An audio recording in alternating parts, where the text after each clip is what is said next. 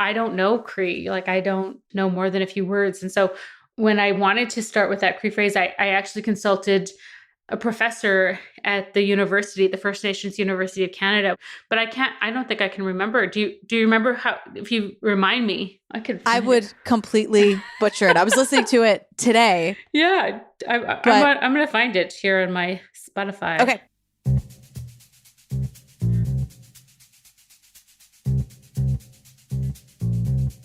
Kigwai Kagawaktami? Hold on. That's Solomon Rat. I'm not a Cree speaker, but my dad was. I hate listening to myself. This is terrible. So I learned some of the.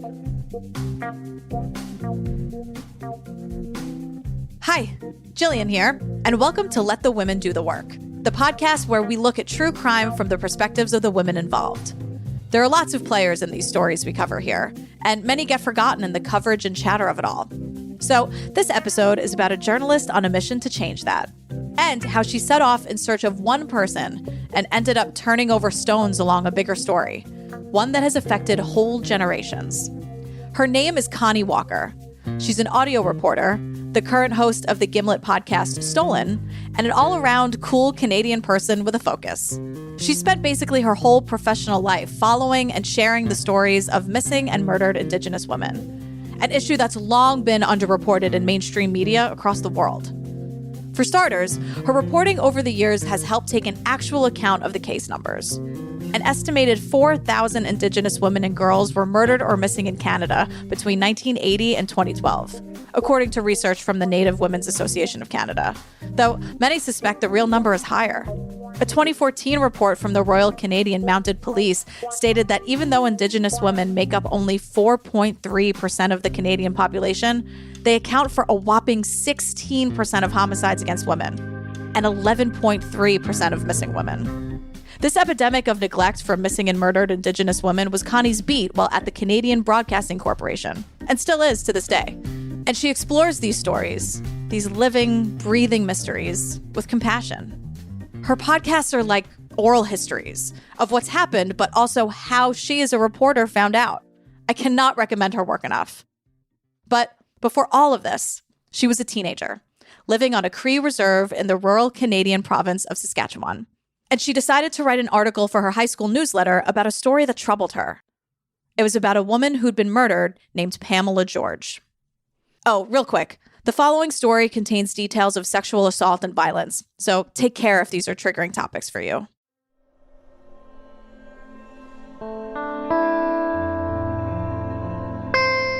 Pamela was an Indigenous woman, a First Nations woman, like I was. And she was from a community actually not very far from where I grew up. She's from Sakame, and I remember going to powwows in that community when I was a kid.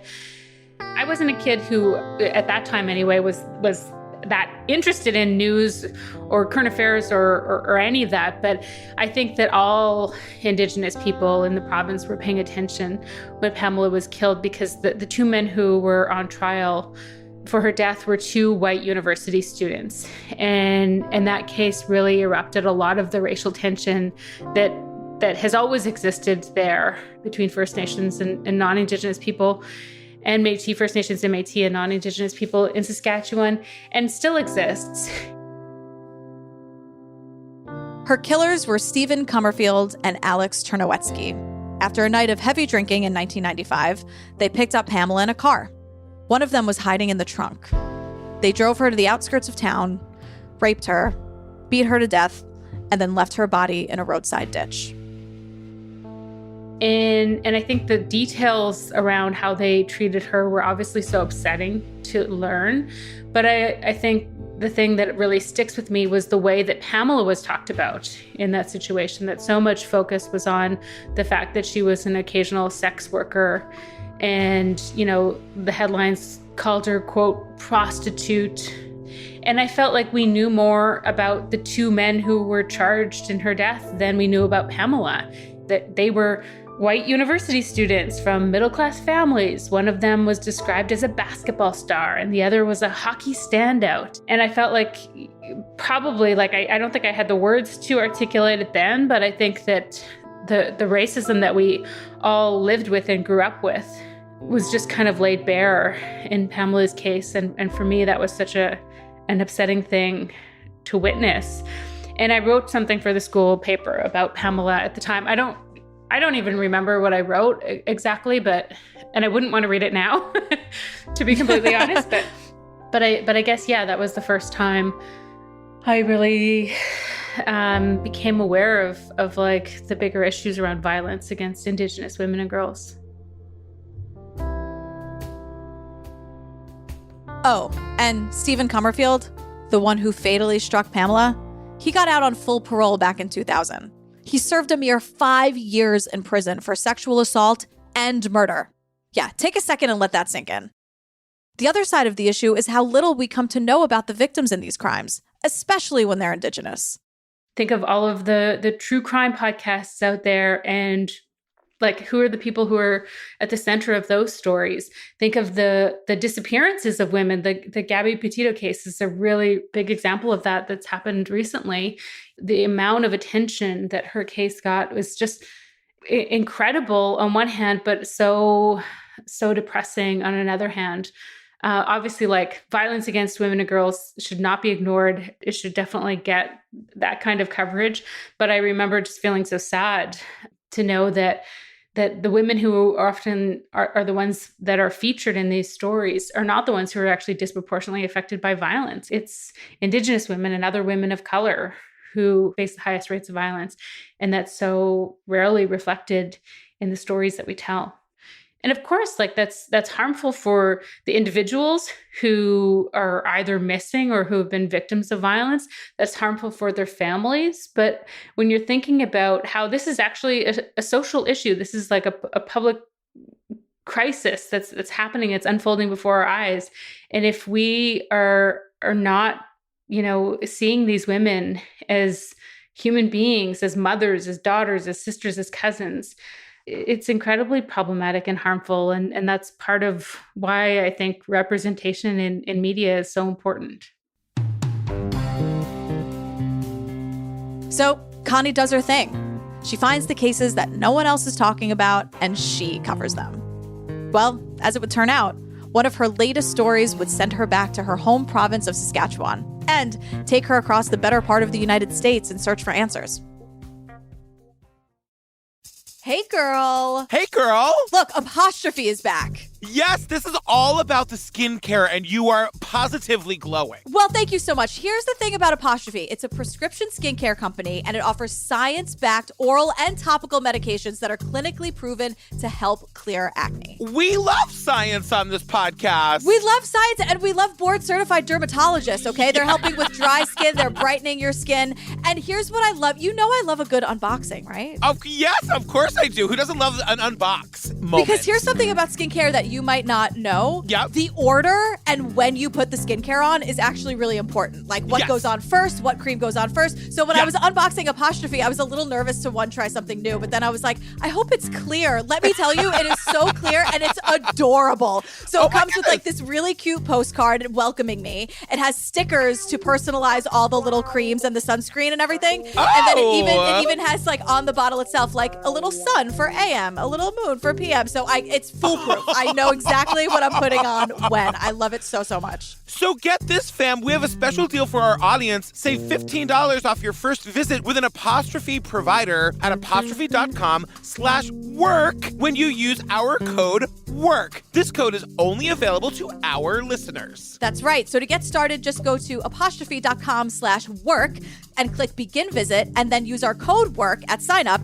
and you'll get your first visit for only $5. That's apostrophe.com/work and use that code WORK to get your dermatologist crafted treatment plan for $5. And we thank Apostrophe for sponsoring this podcast. Thanks, Apostrophe. Thanks, girl. Thanks, loving you.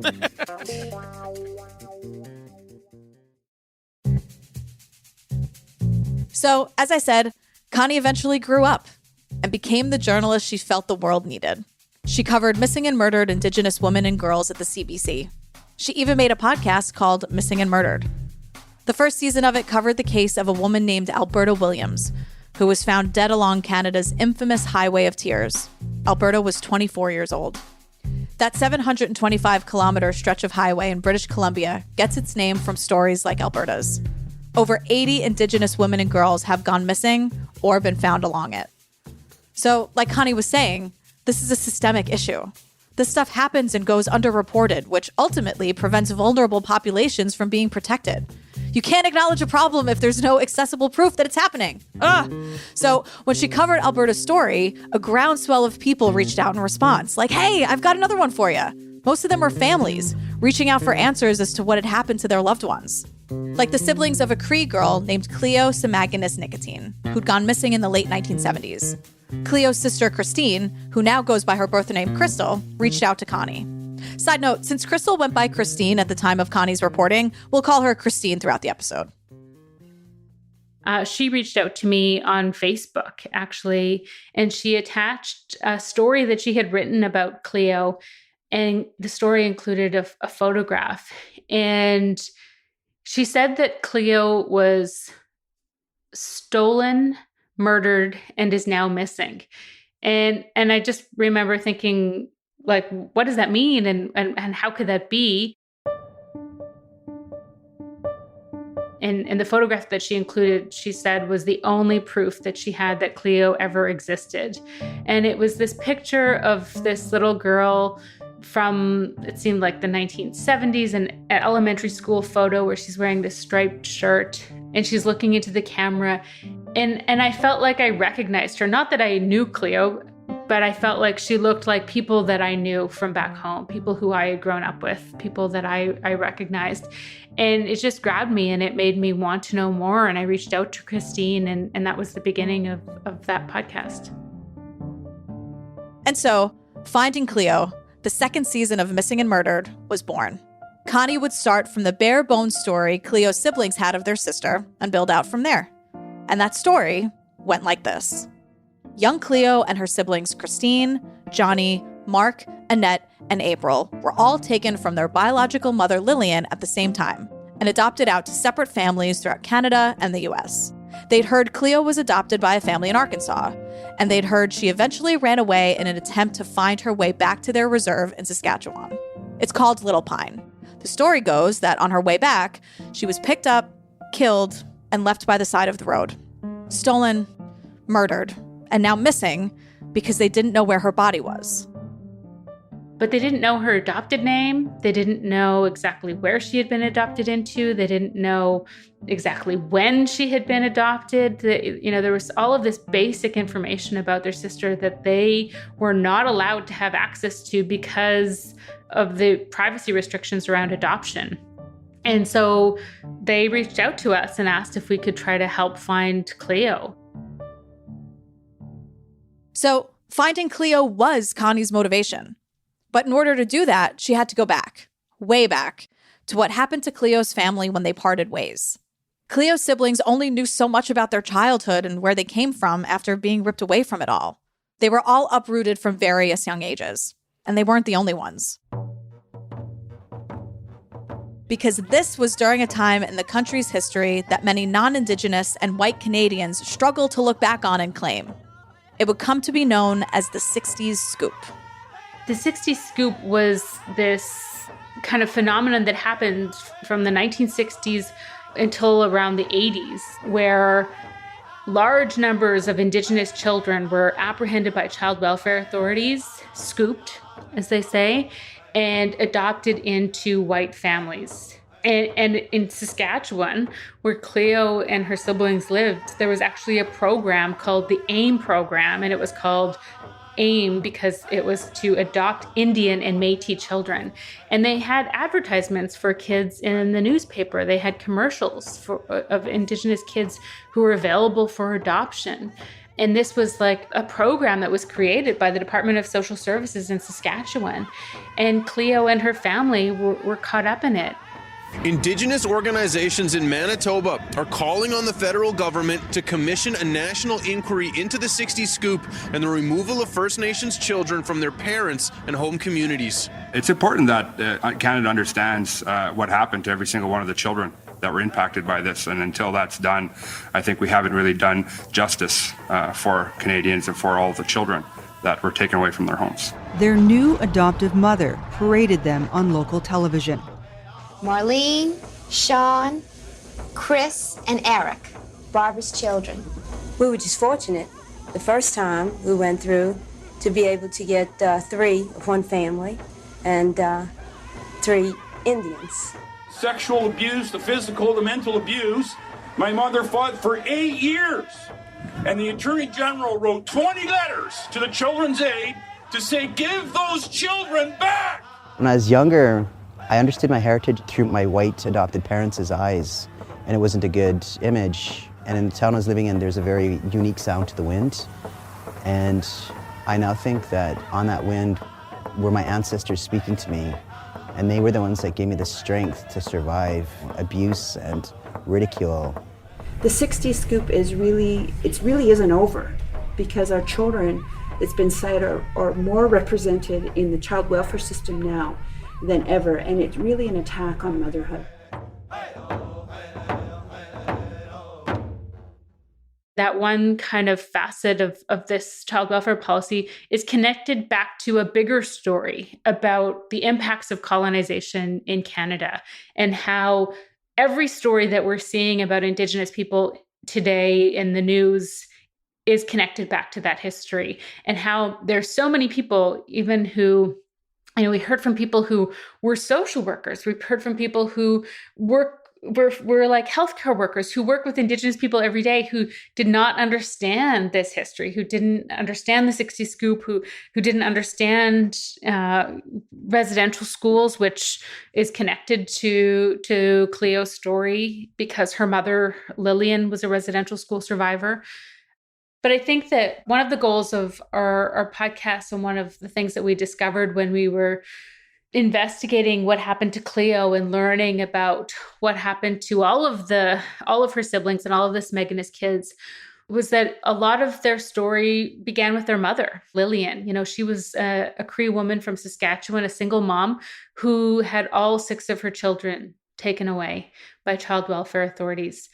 And they were all ended up adopted out and scattered really across North America. Lillian is no longer alive, so Connie had to report around her to get a picture of Cleo's biological mother. And she actually connected with a woman named Nora, an Indigenous women's rights activist who knew Lillian as a young mother. And she told me a story about how once after Lillian's kids had been taken away, Lillian opened a newspaper and saw 2 of her girls being advertised for adoption. And that she was so upset, and she actually tried to contact social services to see if she could adopt her own children. And it made me obviously want to know more about Lillian and what was happening in her life when this happened, but also, what was behind this widespread adoption.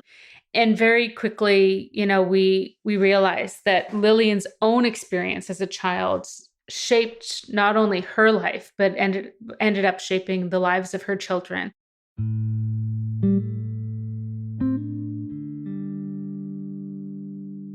Lillian was also taken away from her family, and she lived in a residential school in Saskatchewan for most of her childhood.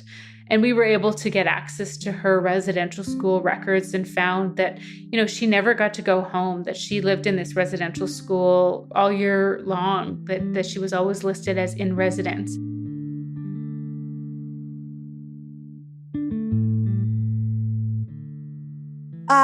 The residential school system. Let's get into this whitewashing fuckery, shall we? The residential schools were essentially boarding schools designed to separate Indigenous kids from their families. And, as it goes, their culture.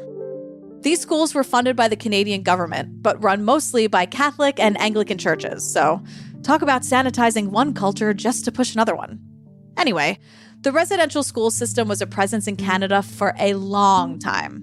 Like, starting in the 1800s and ending with the last one closing in 1997. That kind of long. And attendance was mandatory for much of the Indigenous population for decades. Some starting as early as ages 4, 5, or 6. Imagine being sent away that young, checking in and never checking out for years. This was Cleo's mother Lillian's childhood reality. I've heard stories where parents were threatened with jail, that the RCMP officer showed up with the priest and the Indian agent to take children away, that parents tried to hide their children so that they wouldn't be taken away. And when these children got to these schools, they were not allowed to speak their language. They often entered the school not speaking a word of English, not understanding anything but their own language. And as soon as they said anything, they would be beaten. They had their hair cut off. They were often shaved. They were called savages. They died of disease or malnutrition or other abuse. Children tried to run away from these schools and they were forced to return. Some children died on their way home, trying to get home, to get away from these schools. And those that survived, those that stayed in the schools, were often subject to horrific physical and sexual abuse. And I think that what's happening now is we're just beginning to understand the truth about what children experienced in these residential schools. And the truth isn't pretty, but here it is, listener. An estimated 150,000 First Nation, Inuit, and Métis kids attended these schools. Multiple generations of people like Lillian, like Cleo, like Connie, were deprived of their culture, ancestral languages, and homes so much that much of it just faded away. And I think that, when we were looking into Cleo's story and we found out that her mother, Lillian, was a survivor of this school, we understood some of the struggles that she faced as an adult when she was trying to parent her own kids. And what happened in those schools and the breakdown of family, the cultural genocide, you weren't allowed to practice your culture, speak your language. You were taught to be ashamed to be an Indigenous person. We're still unpacking that and learning the truth about that and dealing with the intergenerational trauma and the intergenerational abuse that happened because of residential schools. Connie knew this dynamic even within her own family. Her dad was one of 15 kids who grew up speaking Cree in the home. All 15 of them went to residential schools, and now none of their children know Cree. So that language wasn't lost. It was stolen. But at least for Connie, her home wasn't. She knows where she comes from, which isn't far from where Cleo was from, actually. I grew up in Saskatchewan. I grew up mostly on my mom's reserve, which is actually a small reserve in a community called File Hills, which is actually 4 reserves altogether. So I grew up, I think, like so many Indigenous families, in a really big family. Connie was the oldest of her mom's 5 kids. Her dad had 12 kids. She grew up living with grandparents, surrounded by cousins and community. And also in Saskatchewan, there are so many Native people, there's so many Indigenous people, but it's also such a really small place. So you go anywhere and people say, "Who's your mom? Who's your dad?" And then they're like, oh, "Okay, I know who you are." And that's such a big question that we have. And that's immediately what happened in Little Pine. We got there and I felt familiar right away because I'm in Saskatchewan and the big, huge open prairie sky is just one of my favorite landscapes, and I just love going home. And you're driving on the highway, but then when you go onto reserve, you're almost always turning onto some gravel roads, and that felt familiar as well. And so we got to Little Pine and we met within a few minutes, we had met the chief, who actually was Cleo's first cousin. And within a few minutes, he was driving us to a house on the reserve where they had set up a teepee and we were going to participate in a pipe ceremony. They had an elder there who was conducting a pipe ceremony. And so much of that is just reminds me of how I grew up, going to cultural events in the community or feasts and hearing the language spoken and smelling the sweet grass and sitting on the ground in a teepee. I was like, oh, this is amazing. It's so good to be home. And it really felt so familiar to me as well. And yeah, I still just smile thinking about that experience. And I love getting to do that in my work.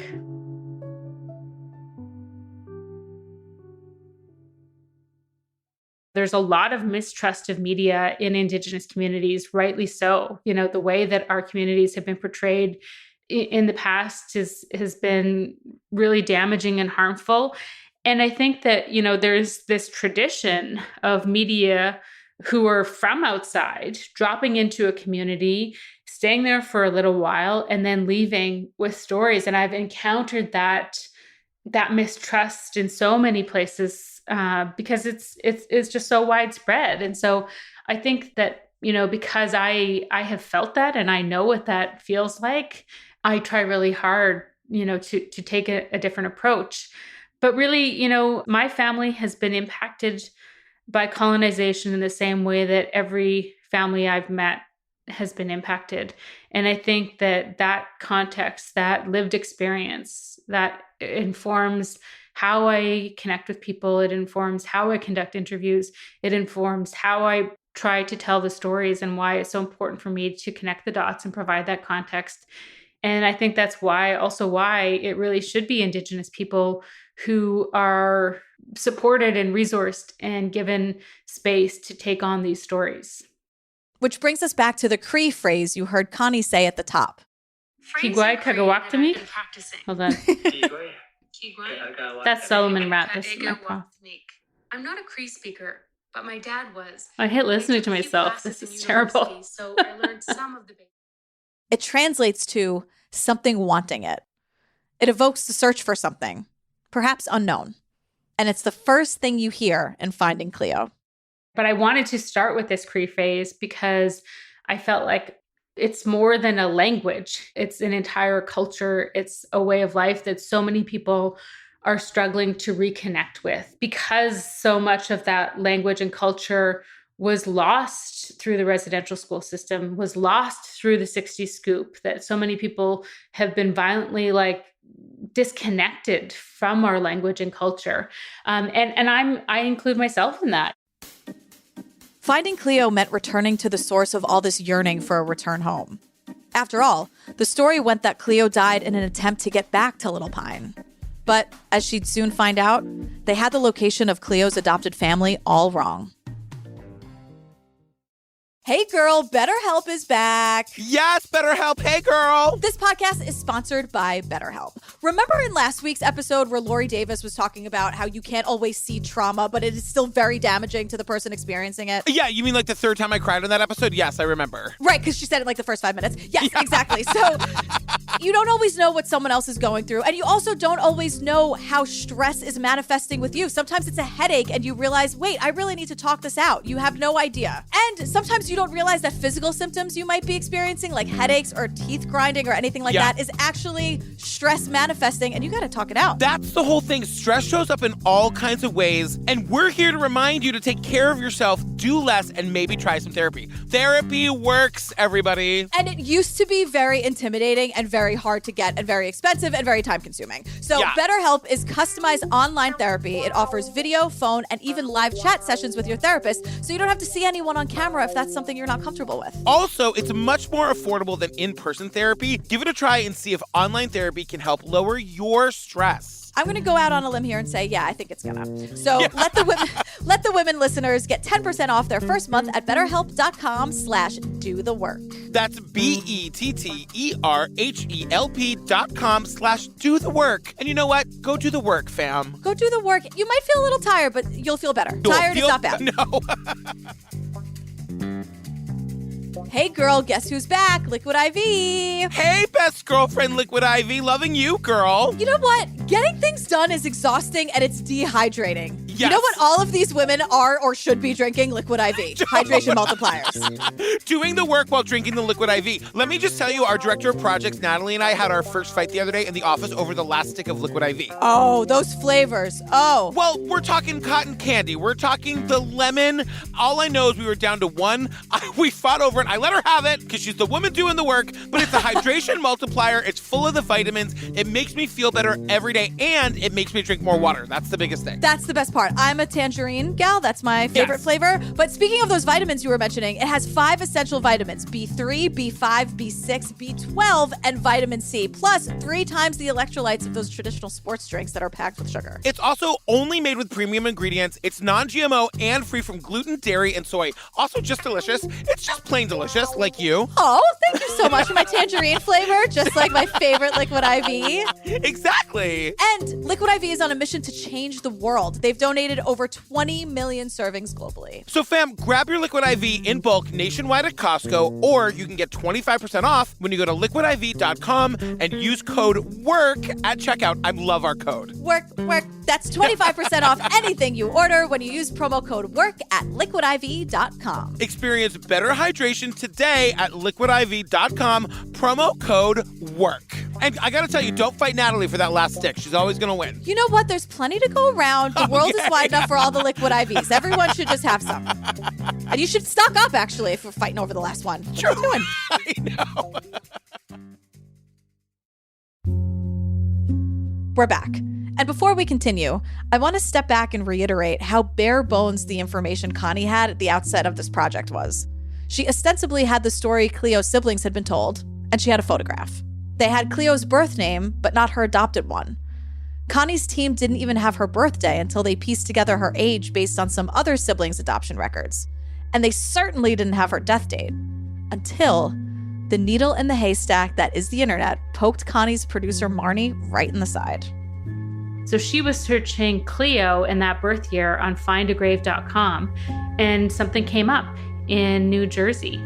And I remember, she told me about it, and I was like, this has to be it. And so Marnie and I traveled down to New Jersey, and we visited the graveyard, and we found the headstone. And we were trying to find public documents first, I think, because we didn't know what was true at that point. And if Cleo had been killed, we were hesitant about approaching the adopted family because we just really didn't know. So we were trying to find out as much information as we could from other sources first. And we went to the funeral home that was associated with that cemetery. And we had the photo that Christine had shared with us, and Marnie had printed it off on 8x10 paper. And we had asked the receptionist at the funeral home if she could give us any information about this. And she just kind of went off and didn't seem to register with her at all. But then she came back and I showed her the photo, and she took a second look and she was like, oh my God. And she recognized Cleo, that they were friends, that she had gone to school with Cleo, and that it was her. The Cleo we found in New Jersey was Cleo's Meganus. And we just happened to come across her friend in the funeral home where we had gone to for information. And she remembered the day that Cleo died because she was having a Christmas party and Cleo was invited and she didn't show up. And she remembers her mom calling Cleo's adopted mom and them finding out. And it was such a dramatic turn of events. You really couldn't have imagined anything like that was going to happen. You couldn't script it. No. It would be unbelievable. People would be like, that would never happen. Yeah. If you were in a writer's room, they'd be like, Connie, it's a little too... No, that would never, ever happen. It's wild. As it's unfolding, you're like, wait, what? And I'm listening to it. And then because she says she doesn't want to be recorded. Yeah, we were recording. And then she said, are you recording? And I said, yes. And then she said, turn it off or something like that. And so I did. And then, though, what's amazing, what I would love to unpack with you is that you kind of make this decision... Yeah. In a somewhat panicky moment to just hit record again, hoping that she'll understand. Yeah, because she started talking about Cleo and I thought of Christine and Johnny, and I thought of that they might want to hear this or something. And I hit record again. It was such I really felt a lot of empathy for her because she was just there at work and she was all of a sudden these people come in and they're like, tell us about this really terrible day and just totally out of the blue. And so I totally understood her not wanting to record. And we kept in touch with her. And then she ended up, we went back to New Jersey a couple of months later and we brought Christine with us and she got to meet Jill. That was her name. And I know that that meant so much to Christine, to meet somebody who knew her sister.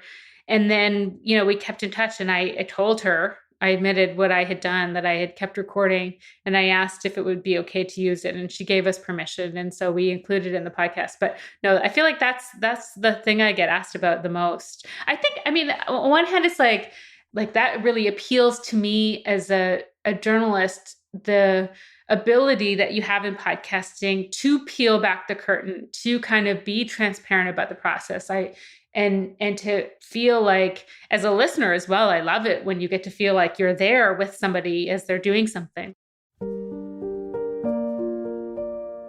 And I think actually, it's important to do that in journalism, to think and talk about the process, and to talk about all of the shades of gray that you encounter, because it's not a science. There is not, so much of what we do is so subjective. And we really, I think, need to unpack that and understand that. And I guess those decisions are part of it. But yeah, that was there's so many intense moments. And among the most intense was when they decided to knock on the door of Cleo's adoptive mother. And stepping aside for a second, you should know this: Connie's no robot. She doesn't like to prod into people's lives and cause discomfort. She gets nervous, just like many of us would. Behind that door, what would this woman say to someone seeking her dead daughter's story? That's partly why we're such a good team, because Marnie is like, I need to talk things out a lot before these things happen. And and I'm talking, and we're in the car, and we're driving there. We're on our way. Marnie's driving. And she's like, and we're talking about it. And she's so patient. And then we get there, and she's basically like, okay, now you have to go. And I always do this motion where she's basically kicking me out of the car, go and do it. Not really, but anyway, so we went to knock on Cleo's adopted mom's door, and she shared with us what happened to Cleo. She said she was a good kid who had a bad lot in life or something like that, or had bad luck or something like that. And I just remember walking away with those words in my mind, because she shared that Cleo had taken her own life when she was so young. And I just felt so sad.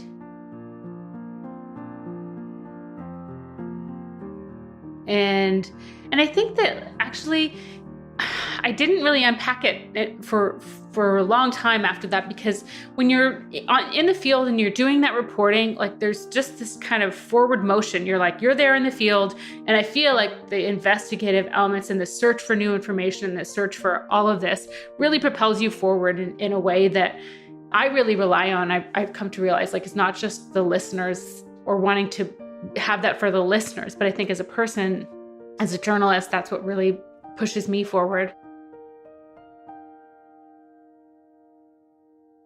But then later on, when you're writing the episodes and you're re-listening to the tape, and you are sitting in all of those moments, that's when I feel like I was processing that news that Cleo had taken her own life, and that phrase that her adopted mom said. And I remember thinking, it's not only luck, that this is systemic. This happened to so many Indigenous kids who were taken from their families and forcibly removed from their community and culture. It happened in residential schools for generations. It happened in the 60s scoop. It's happening now. There are still Indigenous children are grossly overrepresented in the child welfare system.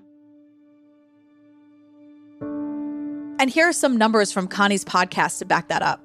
Indigenous children are still, to this day, more than twice as likely as other Canadian children to live in poverty, 4 times more likely to become involved in the child welfare system, and 7 times more likely to take their own lives. It goes without saying that the 60s scoop caused a lot of psychological damage that still lives on.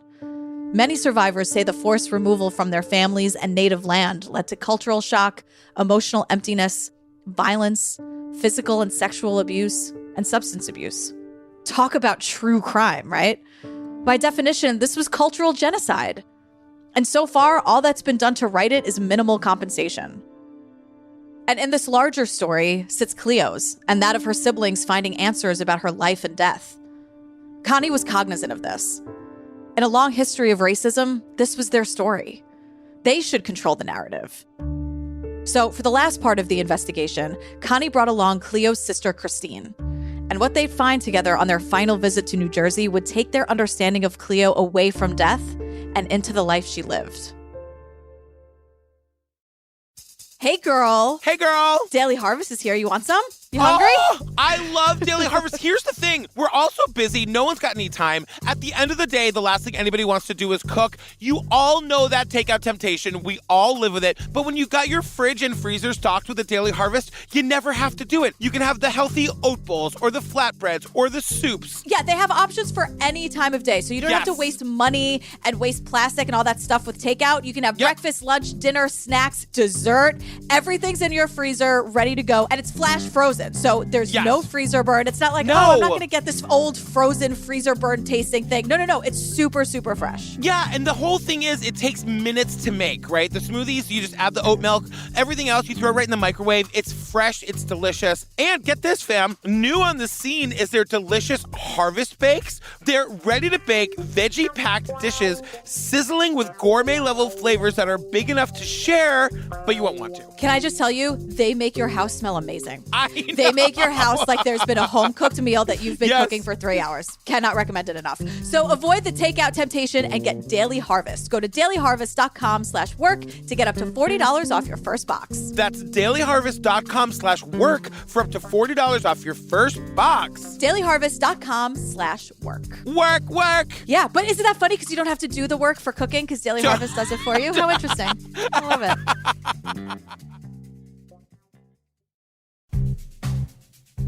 As you've gathered, Connie had tons of opportunities in this search to connect back to her roots and reckon with this troubled history.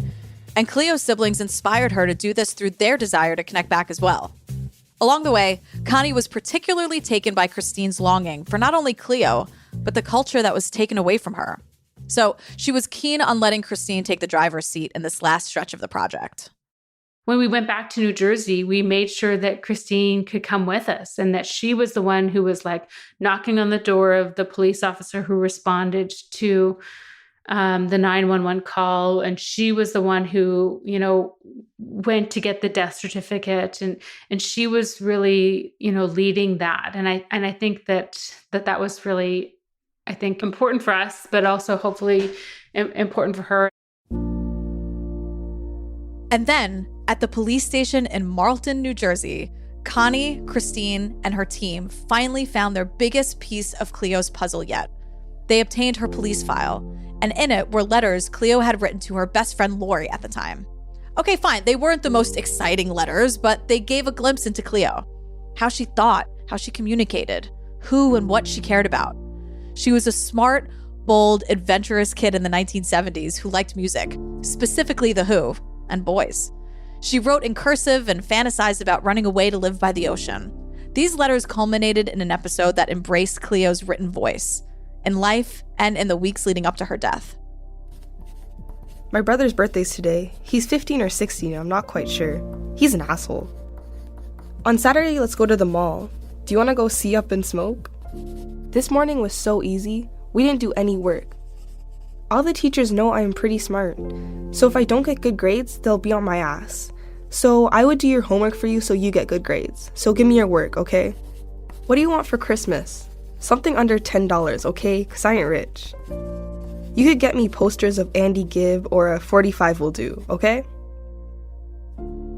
So much of her life in New Jersey was a mystery throughout the whole podcast. Even after we found out where she lived and we found out where she had been adopted, there was so many questions just about what that was like. And so I think this was the chance to really kind of get a sense of what she experienced. And of course, it's not a complete picture. It's not the entire truth because, we just don't know. But this is what we could piece together with the information that we had.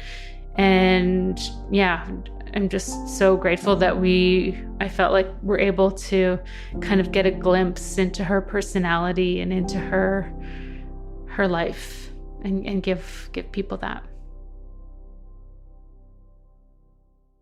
I know you were saying that you didn't want to make this about you at all, but I think you did such a fantastic job of being there and being present and sharing experiences while also letting all of these people tell their story and tell Cleo's story. But I am wondering, what did this podcast accomplish for you personally and as a journalist?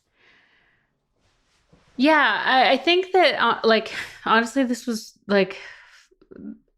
incredibly difficult story to report for so many reasons. I think that, because so much of this was about Cleo's siblings and the childhood trauma that they had all experienced and that were still impacting them, we just wanted to be, so understanding and sensitive to that. And I think that, one of my biggest takeaways from this experience of getting to go on this journey with them was a better understanding of trauma.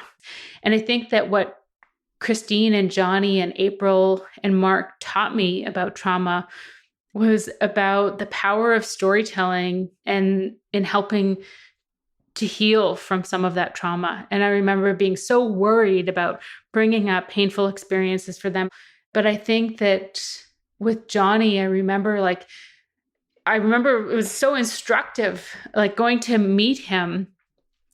And he had decided where we were going to meet. We were going to meet at his friend's house. It was a place he felt really comfortable. He had supports there. He had arranged for his friends to come after the interview. And then, we kept in touch with him after the interview to check in. And obviously we talked about a lot of the trauma that he went through as a kid in that really long, intensive interview.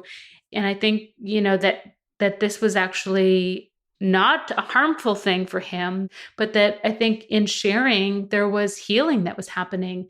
And it really helped me, I think, understand that the trauma is something that obviously can impact your whole life and that you can live with, and that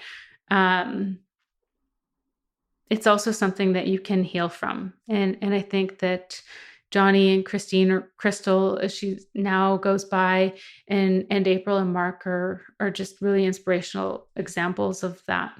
Yeah. That is incredibly moving and powerful.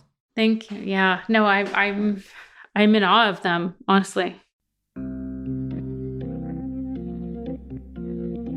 What's that? How can you help, listener? I'm so glad you asked. Connie says there are simple things non-Indigenous people can do every day to be better allies. Be open to unpacking and better understanding the history of colonization on this continent, for one, and brainstorm how to dismantle and reckon with that in your community and life. There are endless resources, including many podcasts, on stories like this one. You can start by digging into the rest of Connie's work. And speaking of, she also recommends exploring the work of Indigenous journalists. And when you're done with that, share it, champion it. Better representation in the media world is of utmost importance for getting stories like the ones Connie covers out in the world and told correctly.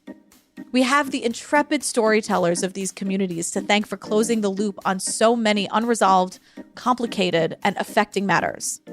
It's long been time we support their work. Let the Women Do the Work is a production from the Obsessed Network, and it's produced by Becca DiGregorio, Natalie Grillo, Patrick Hines, and me, Gillian Pensavalle. Research for this episode is by Misha Hodge, and our editor and mixer is Jennifer Swatek. Find me on Twitter at Gillian with a G, and remember, just let the women do the work. I can't listen to myself either, but I would listen to you all day, every day. And thank you for searching for that or try. There's no pressure to, what was the other sentence? You mentioned another sentence, just the translation of it? And I'm sure I'm butchering it. It was Niki Payak Nipan Tipiskok. No Payako Nipan Tipiskok. I slept alone last night.